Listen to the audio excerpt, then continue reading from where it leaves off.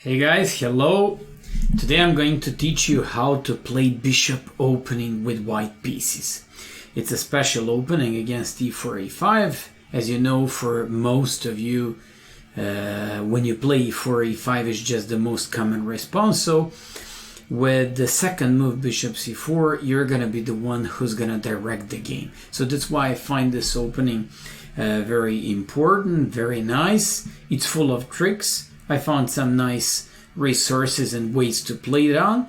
And also, I'd like to tell you that you can play this on all kinds of levels. So from the beginner's level, because it's full of tricks, and it pretty much based on tactics, that you can play on even advanced level. For example, Magnus Carlsen, Garry Kasparov, and all these guys used it in the past. Also, I'd like to tell you that we've now indexed all the videos and time-stamped the critical lines in the descriptions, so it can make your following of all these variations and learning these variations way easier. Hope you're gonna support us. Hope you're gonna keep watching us, and thank you all for suggesting and requesting these vids. Let's get started. So the bishop's opening arises after e4, e5, and bishop c4. In this first part of the bishop's opening lecture, I'm going to teach you how to beat up sidelines. I'm saying beat up because most of these sidelines are really bad, and we just have to be spot on and to immediately punish our opponents for making these suspicious lines. So after you play bishop c4, one of the worst moves that can happen is queen to g5. Queen to g5 doesn't have its own name. It's pretty suspicious one. Threatens the pawn on g2, but at the same time involves the queen early in the opening. Many times I told you, do not put your heavy pieces, especially queens and rooks, immediately into the game before developing your knights, before developing your bishops, and before you place your king in a safety, mainly by playing short or long castle. So queen g5 is a bad move. You just go with knight f3, threatening the queen and the pawn. Queen has to move. And when the queen captures this pawn on g2, I guess that's why they put it on g5, you play rook g1, queen h3, and for all of you who just want to practice some tactics, bishop takes f7. King cannot take on f7, of course, because of knight g5, double check and you win. And that's why they have to play king d8, in which case you play rook to g3. Fun enough, the queen has no good squares, cannot go anywhere but on h6, and you just go d4. You break in the center, you threaten this queen by bishop on c1, you also want to take on e5 afterwards. Usually you take on g8 and play knight takes e5, white is completely winning. That's why I'm of opinion that no one will ever play queen g5 against you, but those who do that, you just have to punish them with a knight f3. If it happens that they go back with the queen on e7, you just play knight c3, go with a d4, and play like knight g5, threatening, for example, this pawn on f7, go with castle, play a4 to prevent b5, play f4 to open up the king because it's exposed there in the center, queen is unhappily placed on e7, and white is just so much better. Apart from queen g5, we now have to check the queen h4 line. Queen h4 also doesn't have its own name, and surprisingly it scores well for black in the database, although this is nothing else but a Patzer's opening reversed, being tamped down for black, which is certainly a lot better for white. You know that I'm a big fan of the Patzer's opening, but here they just go being down a tempi. So what do? We defend this pawn, develop our knight, and they go for probably most cheap scholars mate queen f2. They just go with the cheapest thing there, so we just go with the g3, queen f6, once again with the same type of idea, and as you know, the best reaction in the patzers or wayward queen opening is just knight f6, and here we just have to do reversed colors knight f3. Since white threatens knight e5 with a tempi, chasing the queen away and attacking this pawn on c7, they have to play knight to e7. Simply, it's necessary to be done. In case they go with knight c6, you'll just go knight d5, queen d8, and c3 followed by d4, breaking in the center, getting like full like centralization, fighting for the center, and this just looks good for you.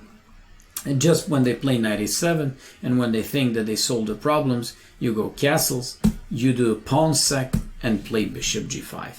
Afterwards, you can consider things like knight takes d4, knight b5, take plenty of possibilities. You just have to analyze this at home and to go a little bit deeper into the secrets of this variation, but this is really bad.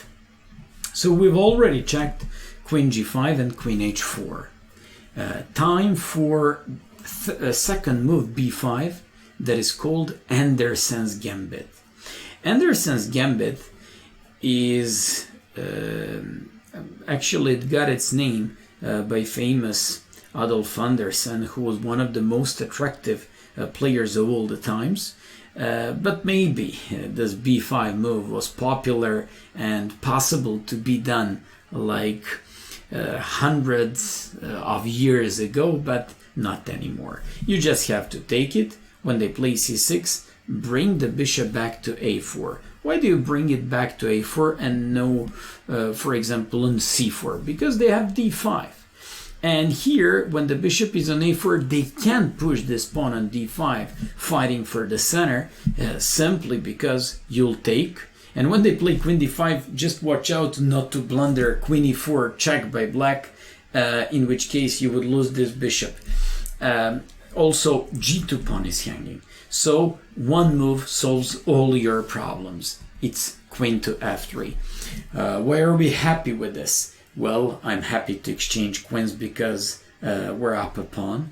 Also, we have way better and healthier pawn structure, and trading the queens off definitely should be in our favor.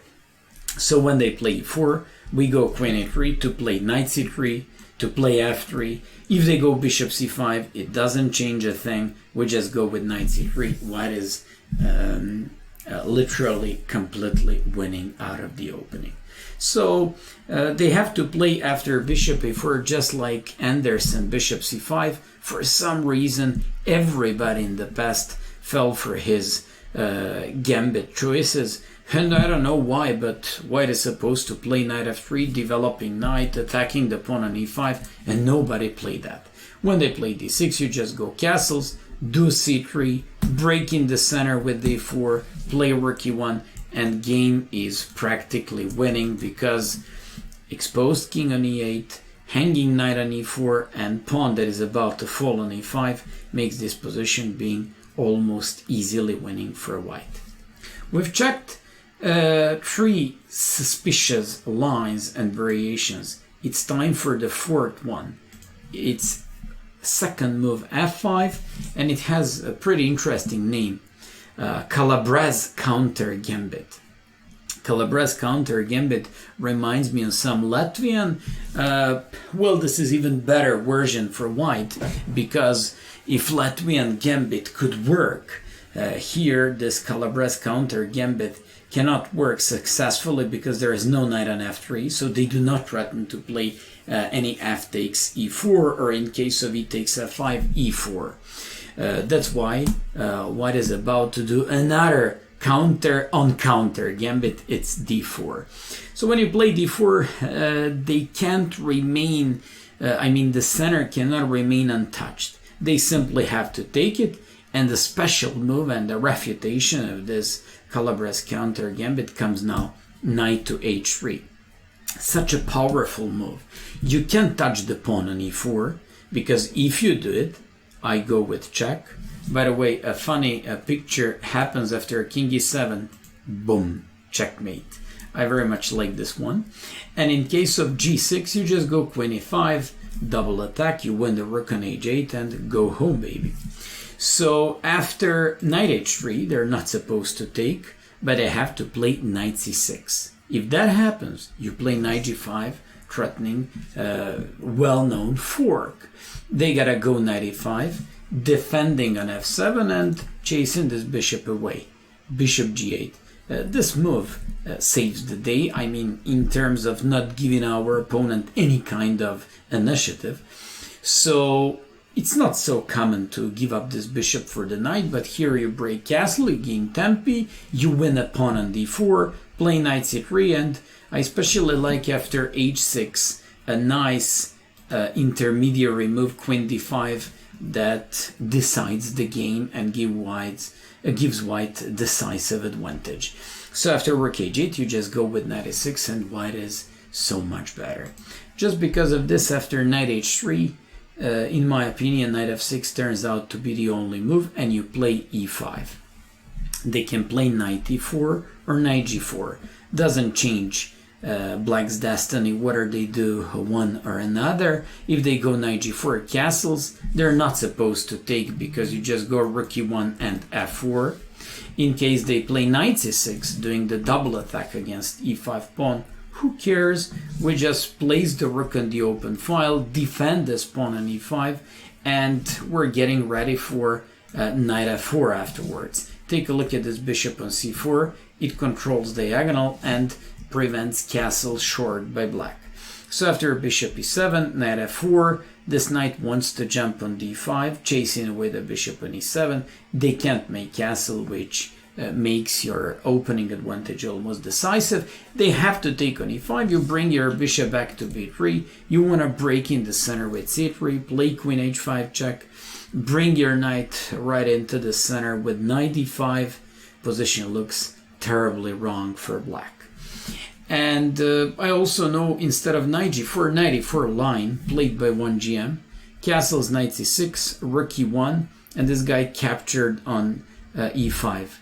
There was a great chance for white to come up with a deciding and decisive actually tactics here with queen h5, g6. Unfortunately, he didn't find that in the game. It was rook takes e4. What a beautiful exchange sack and queen sack, actually, queen sack. So if they take on h5, you just go rook e5. But what happens if they take here? You just go with queen e5, once again doing check and forking the rook. So they have to play g takes h5 check.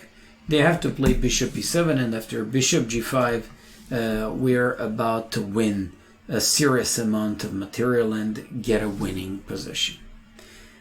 We've seen all these suspicious lines, and it's time to do a last side variation, but probably the most serious one of all these lines. It's the second move, bishop c5, and it's called Boi Variation. It reminds me of an Italian gambit. Basically, this variation can be full of different transpositions. Since you know how big fan of patterns or wayward queen opening I am, I can immediately tell you that one of my first choices here would be queen h5. But more about this when I do the video on the patterns opening. Then you can, for all of you who like the Italian opening, feel free to play knight f3. And guys, we've got Italian opening. For all of you who just want to go with gambit, you just have to go with d4. If they play e takes d4, you take on f7, queen h5, and the rest should be pretty easy game for white. But in case they take by bishop, you just go with knight f3, knight c6, castles, take this bishop and play f4. This is called two knights defense, and it's also one of those forcing gambit variations that Movsesian used to play with the white pieces very successfully. He crushed atoms in the system. But all these variations are just transpositions into something that I'm going to cover with you in the future. And just because of this, I prepared something very interesting. So once again, Queen h5 would be my first choice. Who likes the Italian? He should be going with Knight f3. Who likes the Gambit lines? You guys should go with d4 and learn the transpositions into some gambits there. And finally, I opted for Queen g4. I like this one. We just go after the g7 pawn.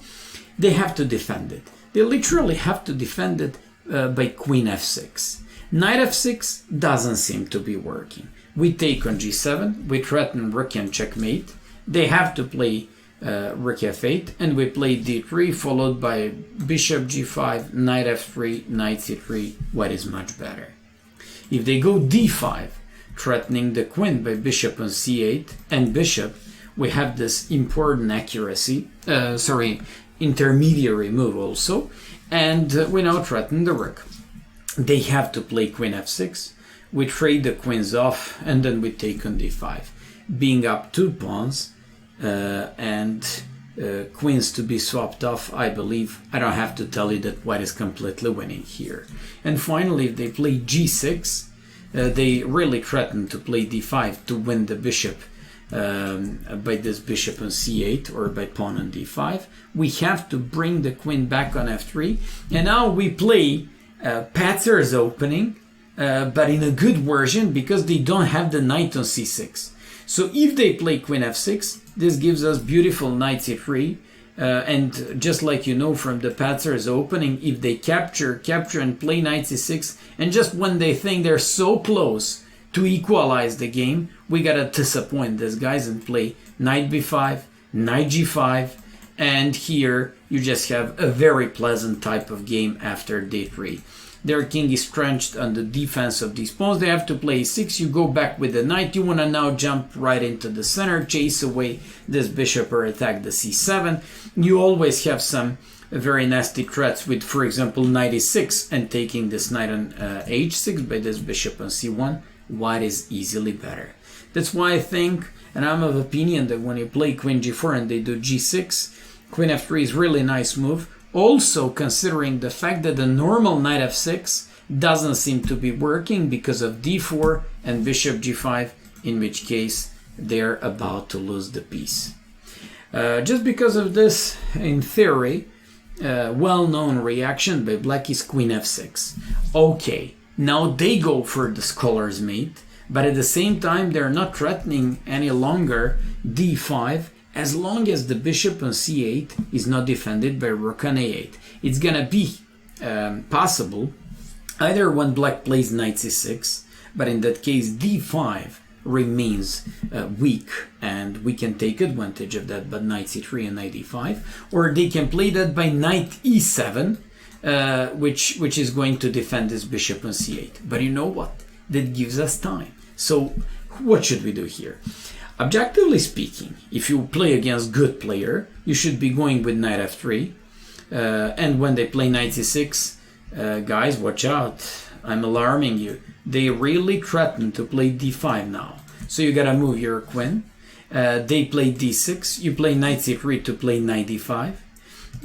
And to hit the queen and the pawn on c7. Knight g on e7 to stop that. And you go d3 to be able to play bishop g5. Queen is almost trapped, so they have to play h6, nothing else. You go castles, and a very nice move, bishop e3, because I'm happy if I force my opponent to take on e3, because I'd open a file and I'd be able to take advantage of rook on f1 and this bishop c4, putting a lot pressure on f7 square. Although this is for you who play against better guys, but if you don't play against good enough guy, or not good enough, you can play this against anyone, what I'm about to show you, but you just have to be ready for to take slight risk. So you can go with a very nice gambit variation. Knight c3 reminds me of some crazy king's gambit lines. And the funny thing here is that I have to take by bishop. I guarantee, not on your level, even on my level, and 99% of players would capture by queen. And then you go king d7, and believe it or not, this position is already suspicious for black. Why? because you want to play knight f3 and to trap the queen after rook f1. You also want to play knight h3 followed by rook f1, winning the pawn on f7. They have to play knight e7. That's the only move. Knight e7 would probably complete black's development and defend bishop on c8. If they don't play knight e7, let me just show you a couple of games. One guy played knight f6, boom, knight e5. Threatens, this knight threatens to take on f6 on c7. If you move the queen back to d8, I take on g7 and goodbye. If they go with king f8, you go knight h3, threatening rook f1, so they have to put the queen on d4, and they especially like queen e2. Thing is that now white is threatening knight jumps b5, winning the queen in the center of the board with a colorful combination. So they have to play probably something like c6, then you play knight g5, threatening on f7, playing rook f1, queen is bad, king is bad, completely lost position for black. And finally, I saw one game where the guy played g6, knight h3. You can't play queen f6 because of rook f1 and f7 is fallen. So they have to play queen d4, and you know what? d3, threatening knight b5 and trapping the queen up into the center of the board. They gotta do c6 to stop that, but now you play knight e2. They play queen d6. I mean, look at this terrible problems with development, and also the queen that blocks all these pieces. It looks like the only good piece in the game is the bishop. So knight g5, this is one of those moments where you should stop, you know, like taking care about your pawns, and you just care about development and mating combinations. So knight h6, queen h4, queen f8, knight f3 to threaten both, knight on h6 and pawn on e5, knight g8, you take on e5, and this is a sad position, so this guy should not play this game but to switch it to checkers. And finally, if they go to with knight e7, that's the best. You play knight h3, they go queen f6, you go queen g3. Watch out. Knight on e7, I insist on this move. Knight on e7, defend the bishop on c8. They want to go with a5.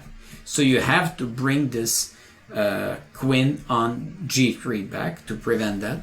They have to play d5, but let me just show you what happens if they play logical move. You just play rook f1 and knight g5. They can barely stop mating attack by white here.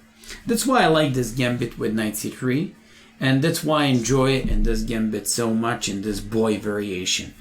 If they play bishop f2, that could be a problem, because we have to play either king e2 or king d1 followed by knight f3 or knight h3, and this position requires further investigation and the analysis. I would say it's a little bit better objectively for black, and this is the risk you gotta take if you want to play this gambit. That's why I told you in the beginning, if you play against better players, you should be going with knight f3.